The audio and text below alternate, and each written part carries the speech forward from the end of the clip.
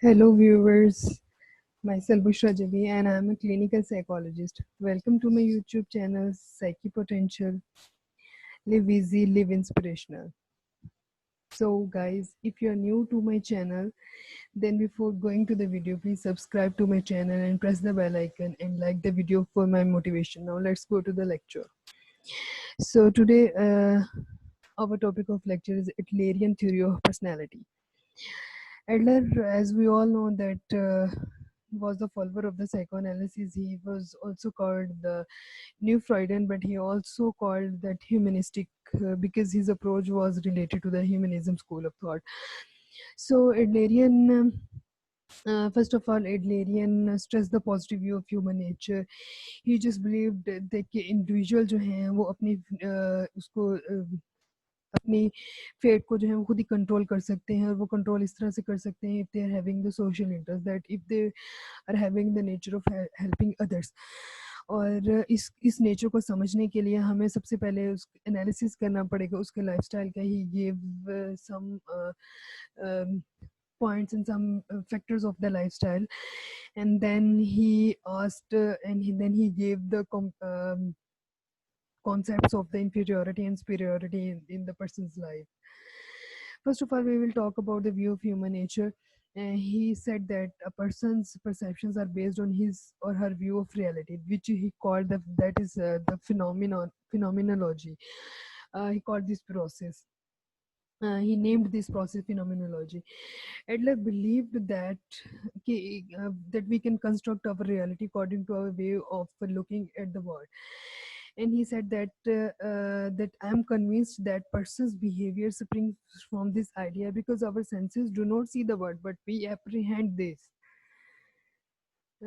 Adler further explained the human view of nature.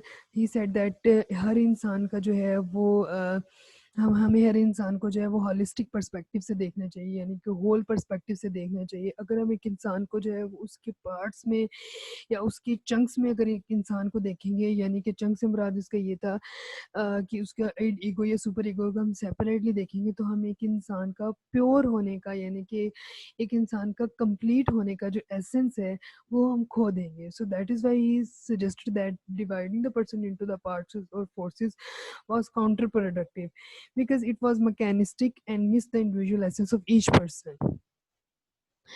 Human behavior, he said that human behavior is goal oriented, which he called the theological. He said that human जो होते हैं वो basically self selected goals की तरफ जो है वो move करते हैं और जो है ह्यूमन का फोकस ह्यूमन बीइंग होने पर नहीं होता बट ह्यूमन बनने पर फोकस होता है. यानी कि इंसान जो होता है वो अपने अपने आप को अपने आइडियाज़ को जो है वो डिफरेंट तरीके से देखता है और वो जो चाहता है वो उसे हासिल कर सकता है. वो कैसे हासिल कर सकता है? By making some self selected goals. ठीक है.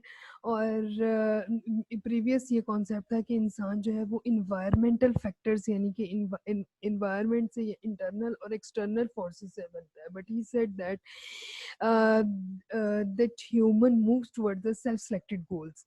ठीक है. इंसान ने जो अपने लिए गोल्स खुद सेट किए हुए होते हैं, इंसान जो है बेसिकली उन्हीं गोल से बनता है. Then he said that understanding the causes of behavior is not as important as understanding the goal. हमें causes of behavior पर फोकस नहीं करना चाहिए बल्कि जो इंसान ने अपने आप को ईच इंडिविजुअल ने अपनी यूनिकनेस को मेंटेन करने के लिए जो गोल्स बनाए हुए होते हैं हमें उस पर फोकस करना चाहिए. Okay, then he said that conscious and unconscious are both in the services of the individual who uses them to further personal goals. Achha, and then he gave the concept of the superiority and he said that striving for superiority is basically to overcome the inferiority in is the normal part of life. कि इंसान एक inferiority के complex को कम करने के लिए जो है वो superiority को complex develop कर लेता है.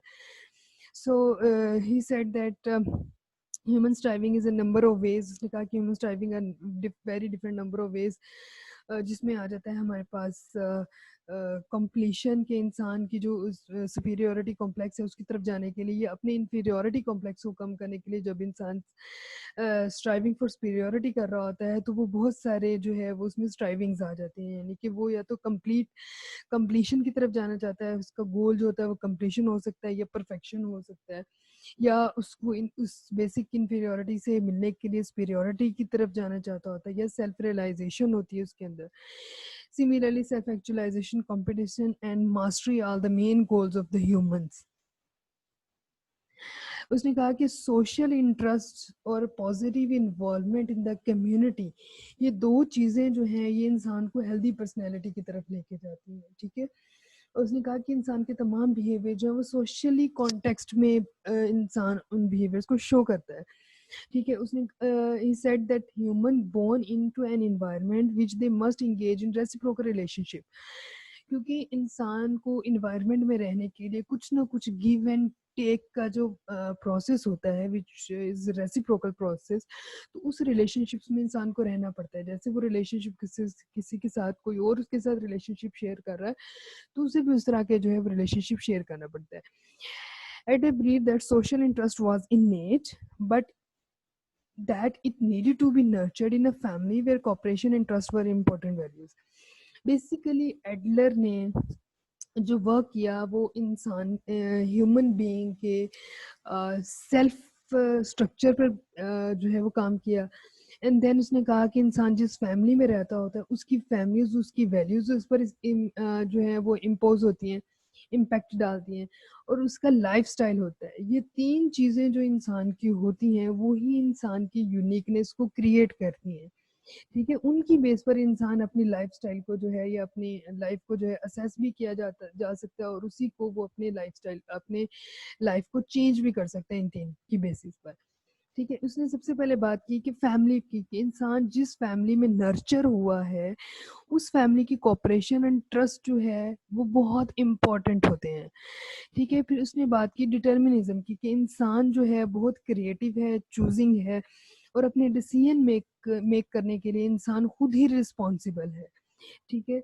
अब जब उसने ह्यूमन स्ट्रेंथ की बात की तो उसने ये भी बात की कि इंसान अपने गोल खुद चुनता है, ठीक है, और वही गोल्स उसे स्ट्रेंथ देते हैं, वही गोल्स उसके फ्यूचर बनाते हैं। फिर उसने बात की जो है वो एक्सप्लेनेशन ऑफ बिहेवियर्स दिए। उसने कहा कि कौन कौन से ऐसे बिहेवियर्स हैं जो इंसान को जो है उसकी लाइफ में मूव फॉरवर्ड करते हैं, ठीक है। उसने सबसे पहले बात की स्टाइल ऑफ लाइफ और लाइफ स्टाइल्स की। Life style are those ways of seeking, कि जिसमें इंसान के गोल्स होते हैं, और वो गोल्स जो कि उसने अपनी लाइफ के लिए खुद सेट किए हुए होते हैं, ठीक है। और वो गोल्स उसकी लाइफ के जो मतलब जो उसने पर्टिकुलर गोल्स अपनी लाइफ के लिए सेट किए होते हैं वही उसके लाइफस्टाइल होते हैं, ठीक है। इंडिविजुअल जो है वो अपने अपने खुद के पैटर्न्स, लाइफस्टाइल के बनाए हुए पैटर्न्स फॉलो करता है, जिसमें उसके अपने डिफरेंट पैटर्न्स के बिलीव्स होते हैं, उसकी कॉग्निशन होती है, और उसकी जो एक्सप्रेशन होता है टू एक्सप्रेस देयर लाइफस्टाइल को जो एक्सप्रेस करने का उसका तरीका होता है, ये वो उसके डिफरेंट बनाए हुए पैटर्न्स होते हैं, ठीक है। वो अपने लिए एक पैटर्न्स बनाता है, जिन उन पैटर्न्स पर उसके बिलीव्स होते हैं और उसके कॉग्निशन स्टाइल्स होते हैं, तो और उसके एक्सप्रेशंस होते हैं जिनकी बेस पर वो जो है वो इंडिविजुअल अपनी लाइफ को जो है पैटर्न करता है। ओके, इसने फिर 4 तरह के लाइफ़स्टाइल दिए। उसने कहा कि सेल्फ कॉन्सेप्ट, यानी कि लाइफ़स्टाइल वो जो उसने अपनी ज़िंदगी के लिए खुद गोल चुने हुए हैं, क्योंकि इंसान, उसने कहा कि इंसान खुद रिस्पॉन्सिबल है अपनी लाइफ का। तो उसने सबसे पहले कॉन्सेप्ट दिया, उसने सबसे पहले लाइफ़स्टाइल के जो 4 एरियाज़ बताए। उसने कहा कि सबसे पहला आता है सेल्फ कॉन्सेप्ट। सेल्फ कॉन्सेप्ट का मतलब होता है हू आई एम, मैं कौन हूँ, यानी कि अपनी ज़ात के बारे में उसकी पहचान क्या है। फिर सेल्फ आइडियल, फिर वो क्या बनना क्या चाहता है, ठीक है। और फिर उसके बाद वो बात करता है world beat, this is a German word, जिसका मतलब होता है पिक्चर ऑफ द वर्ल्ड। वो ये चाहता है कि दुनिया, फिर उसके बाद देखिए उसने ये भी देख लिया वो क्या है, वो क्या चाहता है, फिर ये देखता है कि पिक्चर ऑफ द वर्ल्ड यानी कि दुनिया उससे क्या चाहती है। फिर एथिकल कन्विक्शंस, यानी कि फिर वो ये एथिकली देखता है कि वो क्या सही है और क्या गलत है। सो ये जो 4 एरियाज़ हैं, ये उसकी लाइफ़स्टाइल को डिटरमाइन करते हैं। फिर आगे वो बात करता है थ्योरी ऑफ पर्सनैलिटी की। ठीक है, इसने भी थ्योरी ऑफ पर्सनैलिटी दी। इसने सबसे पहले उस थ्योरी ऑफ पर्सनैलिटी में बात की फैमिली कॉन्स्टिलेशन एंड एटमॉस्फेयर की। उसने कहा कि इंसान जिस तरह की फैमिली में रहता होता है और जिस तरह के वो एटमॉस्फेयर में रहता होता है, उसी तरह की उसकी जो है वो कैरेक्टरिस्टिक्स जो होती हैं उस फैमिली में रहने के बाद, ठीक है, वो उसके लाइफस्टाइल को डिफाइन करती है। ठीक है, कि वो उसका जिस फैमिली में वो रह रहा है उसका उसमें रहने का उसका जो है वो मतलब उसकी फैमिली मेंबर्स की पर्सनैलिटी क्या है या उसकी पर्सनैलिटी कैरेक्टरिस्टिक्स फैमिली में रहने के बाद क्या बनी है, उसकी लाइफस्टाइल को डिफाइन करती है। और दूसरा उसकी लाइफस्टाइल को डिफाइन करता है बर्थ ऑर्डर। ठीक है, फैमिली में क्योंकि एक पर्सन जो है वो रेसिप्रोकल रिलेशनशिप शेयर करता है with the families and with the family में पेरेंट्स और सिबलिंग्स के साथ, तो वो डिटरमिन करती है कि इंसान की जो है वो फैमिली में प्लेस क्या है और वो दुनिया में अपनी किस तरह से प्लेस बनाने जा रहा है। फिर उसके सोशल इंटरेस्ट, यानी कि अगर एक इंसान हेल्पफुल है, उसका कंसर्न है कि वो दुनिया की वेलफेयर के लिए काम करे, तो ये भी एक पार्ट ऑफ द पर्सनैलिटी है कि उसके सोशल इंटरेस्ट भी डिफाइन करते हैं कि उसकी पर्सनैलिटी किस तरह से होगी। फिर सुपीरियोरिटी आ जाती है। सुपीरियोरिटी बेसिकली ये वो चीज़ होती है कि कोई भी ऐसा गोल which drives to become a superior allows individual to become skilled, competent and creative।